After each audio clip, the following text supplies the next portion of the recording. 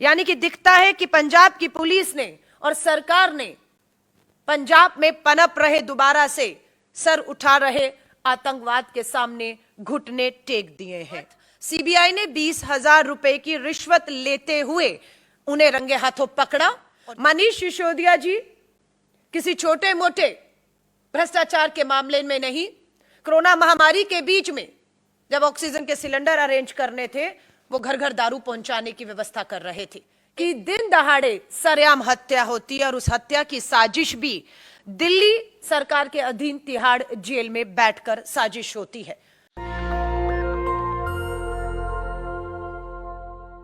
साथियों, 2012 में दिल्ली के रामलीला मैदान में आम आदमी पार्टी भ्रष्टाचार के खिलाफ आंदोलन से निकली पार्टी का सत्ता में आते ही चाल बदली, चरित्र बदला, लेकिन चेहरे जो रामलीला मैदान में आपने देखे वही चेहरे हैं, चेहरे नहीं बदले। लेकिन आज वो सभी चेहरे एक एक करके भ्रष्टाचार के गंभीर आरोपों में लिप्त पाए गए और जेल में हैं। आम आदमी पार्टी का दिल्ली में भ्रष्टाचार और पंजाब में हाथों से निकलती कानून व्यवस्था, एक बार फिर से आतंक का सर उठाना, ये कुछ सबूत आपके सामने पेश कर रही हूं जो हम सबके लिए एक बेहद ही चिंता का विषय बन चुका है।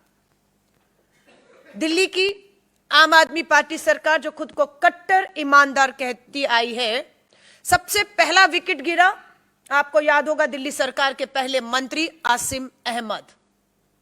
बिल्डर से कमीशनखोरी की बात होते हुए हटाए गए मंत्री पद से और सीबीआई की जांच सौंपी गई।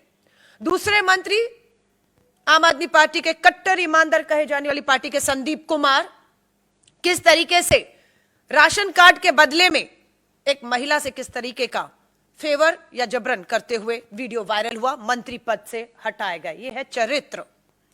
जितेंद्र तोमर आम आदमी पार्टी के पूर्व मंत्री, फर्जी डिग्री में, जिसको दिल्ली के मुख्यमंत्री कहते रहे कि उन्होंने उनके सारे कागज डिग्री देख ली है, लेकिन जब पूरी जांच हुई तो पता लगा आम आदमी पार्टी के मंत्री, पूर्व मंत्री जितेंद्र तोमर की डिग्री फर्जी थी, मंत्री पद से हटाए गए, दोषी पाए गए और चुनाव लड़ने पर रोक लगा दी गई। उसके बाद आता है नाम आम आदमी पार्टी की नगर निगम पार्षद गीता रावत। सीबीआई ने 20,000 रुपए की रिश्वत लेते हुए उन्हें रंगे हाथों पकड़ा और जेल भेजा। उसके बाद नाम आता है दिल्ली के ही पूर्व स्वास्थ्य मंत्री सत्येंद्र जैन जी।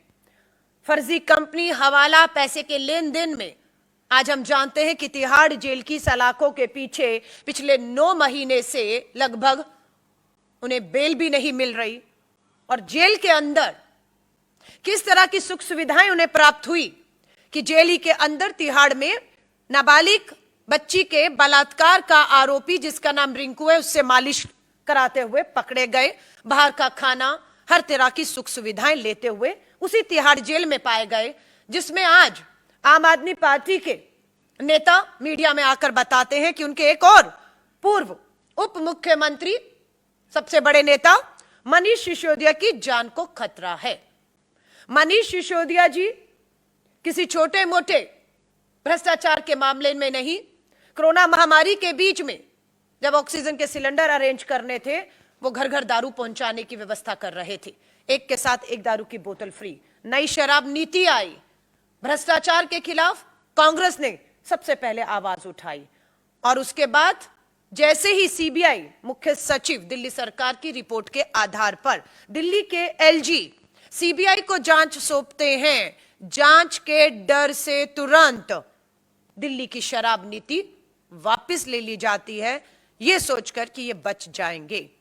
लेकिन आज सीबीआई ने 8 घंटे की पूछताछ के बाद जब मनीष सिसोदिया को गिरफ्तार किया, राहत के लिए सुप्रीम कोर्ट गई आम आदमी पार्टी, राहत नहीं मिली, उनकी रिमांड दोबारा सीबीआई को दी गई और 20 मार्च तक आम आदमी पार्टी के नेता पूर्व मुख्यमंत्री मनीष सिसोदिया को जेल तिहाड़ में भेजा गया।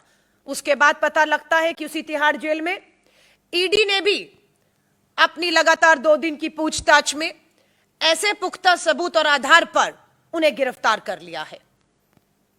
सीबीआई के बाद अब ईडी की गिरफ्त में मनीष सिसोदिया है। हमारी पंजाब की यूनिट, हमारे पंजाब कांग्रेस के अध्यक्ष, नेता विपक्ष, पंजाब के राज्यपाल को मिलकर लिखित में इस बात की मांग करके आए हैं, जो हमारा मानना है कि दिल्ली की भ्रष्ट शराब नीति के जो तार हैं वो पंजाब और पंजाब में बैठे लोग और सरकार से भी जुड़े हैं। इसकी भी सीबीआई जांच होनी चाहिए, उसे भी सीबीआई के जांच के दायरे में लाना चाहिए। इनके बाद आम आदमी पार्टी के ही विधायक अमानतुल्लाह खान गिरफ्तार किए जाते हैं एंटी करप्शन ब्रांच द्वारा।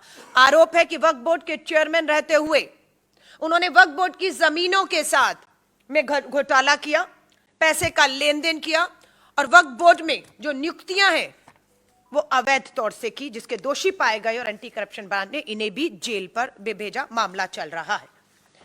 दिल्ली महिला आयोग की अध्यक्ष स्वाति मालीवाल डीसीडब्ल्यू में अवैध नियुक्ति के मामले में कि पार्टी कार्यकर्ताओं की लगातार अवैध नियुक्तियां की गई, नियम कानून के से जो खिलवाड़ किया गया, भ्रष्टाचार के मामले में कोर्ट ने दिल्ली की महिला आयोग स्वाति मालीवाल को भी जो है वो आरोप उसके खिलाफ तय कर दिए हैं भ्रष्टाचार के। ये आम आदमी पार्टी के दिल्ली के भ्रष्टाचार के 8 मामले मैंने आपके सामने रखे हैं। इसके बाद मैं पंजाब पर आऊंगी, पर उससे पहले एक और गंभीर मामला।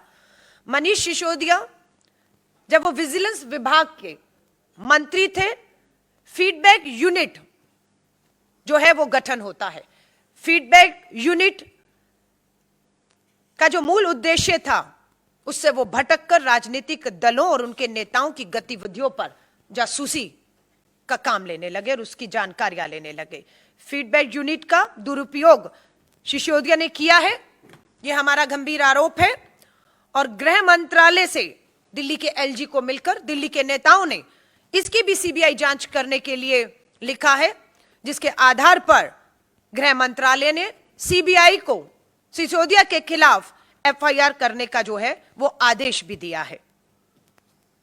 इसके लिए 1 करोड़ का फंड भी रखा गया था। मुझे लगता है ये अपने आप में जासूसी का, देशद्रोह का गंभीर मामला एक और है, जो मनीष सिसोदिया को हमेशा के लिए सलाखों के पीछे रखने के लिए काफी है। मनीष सिसोदिया जी की जान को खतरा है उस तिहाड़ जेल में जो दिल्ली सरकार के अधीन आती है, और उस तिहाड़ जेल में क्या क्या सुख सुविधाएं आम आदमी पार्टी के जो नेता हैं, उन्हीं के अभी विधायक और सौरभ भारद्वाज जो मंत्री की शपथ ले चुके हैं, शायद जेल मंत्रालय अब उन्हें दिया गया है। सौरभ भारद्वाज इस बात का दावा कर रहे हैं, अपने कार्यकर्ताओं को कह रहे हैं कि आपको किसी भी तरह की फिक्र और चिंता करने की जरूरत नहीं, तिहाड़ जेल हमारा है, दिल्ली सरकार के अधीन है, जो जेल जाएगा उसे हर तरह की सुख और सुविधाएं प्राप्त होंगी। यहां से साबित होता है कि मनीष सिसोदिया जी को अगर जान का खतरा है तो वो किससे है, क्योंकि सब जानते हैं मनीष सिसोदिया जी अरविंद केजरीवाल जी के राजदार हैं।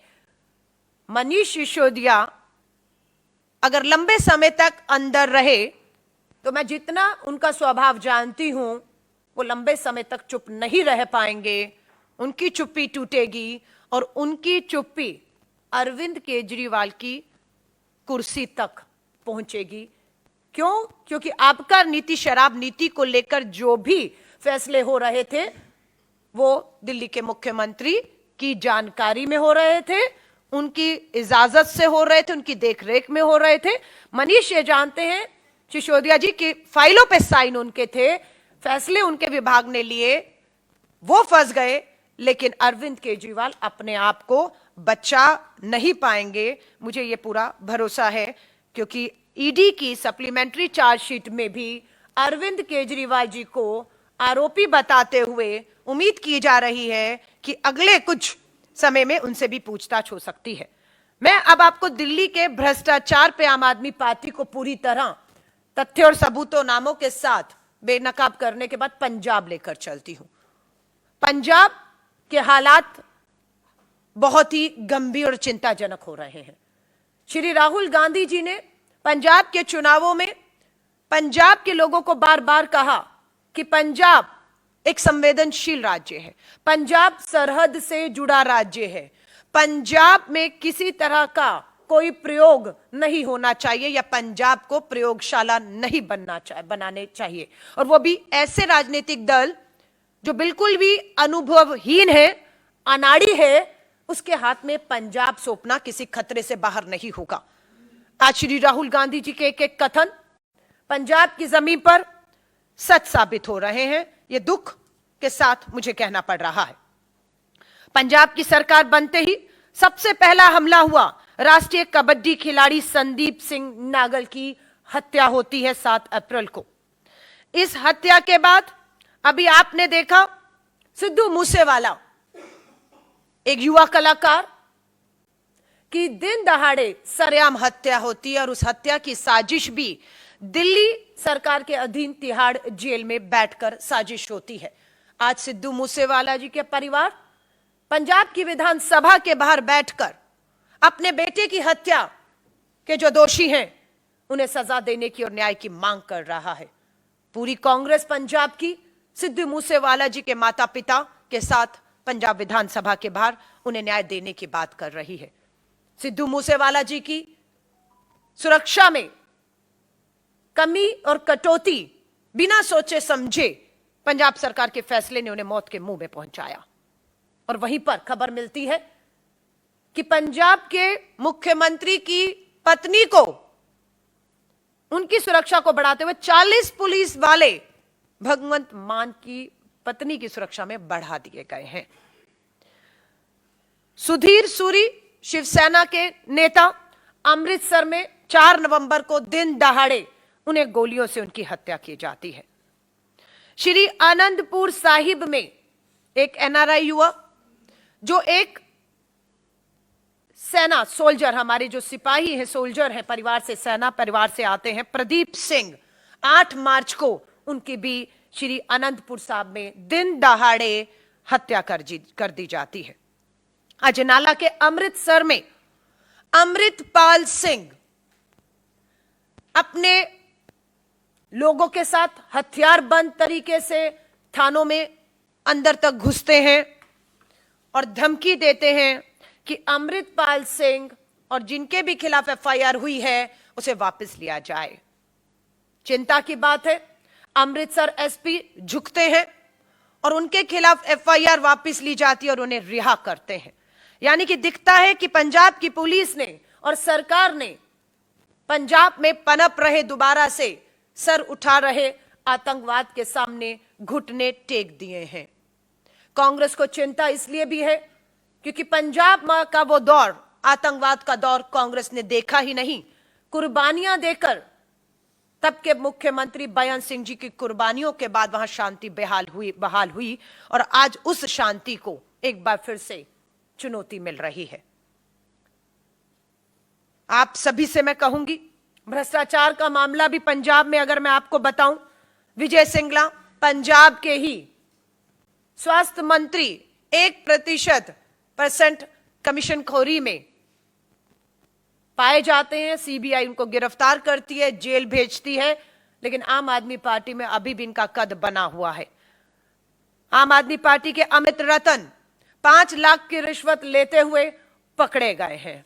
ये लगातार भ्रष्टाचार के मामले में कहूं या पंजाब में चरमराती कानून व्यवस्था कहूं, हत्या कहूं, जिस तरीके से पैर फंसा रही है, ये हम सब के लिए बेहद चिंता का विषय जो है वो बना हुआ है।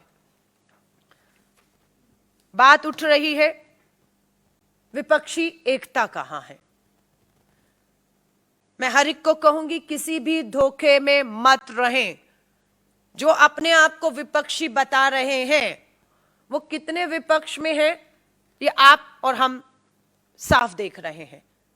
हमारा मानना है कि कन्याकुमारी से कश्मीर तक 4000 किलोमीटर भारत जोड़ो यात्रा ने एक बार फिर साबित किया है कि पूरे देश में राष्ट्रीय स्तर पर अगर कोई सबसे मजबूत विपक्ष एक खड़ा है आज भाजपा की तानाशाह सरकार के खिलाफ, तो उस एक राष्ट्रीय मजबूत विपक्ष का नाम है भारतीय राष्ट्रीय कांग्रेस, और उनके नेता का नाम है श्री राहुल गांधी, जो किसी तरह के भी किसी भी दबाव में नहीं आ रहे हैं। मल्लिकार्जुन खड़गे साहब भी पूरी ताकत बनकर भाजपा की इस तानाशाह सरकार और उनका द्वारा संवैधानिक संस्थाओं के दुरुपयोग पर लगातार अपनी आवाज को उठा रहे हैं। कर्नाटका में कमीशन खोर बोम्मई सरकार का विधायक का बेटा 40 लाख रुपए की रिश्वत लेते हुए पकड़ा गया। 8 करोड़ कैश पकड़ा गया। ईडी वहां नहीं जाने दी जाती। किसके द्वारा? केंद्र की भाजपा सरकार द्वारा। किसी भी भाजपा नेता या वो नेता जो भ्रष्टाचार में पकड़े गए लेकिन भाजपा में शामिल हो गए, इन दोनों लोगों के खिलाफ पिछले 9 सालों में आपने कहीं भी कोई भी कार्रवाई होते हुए नहीं देखा होगा।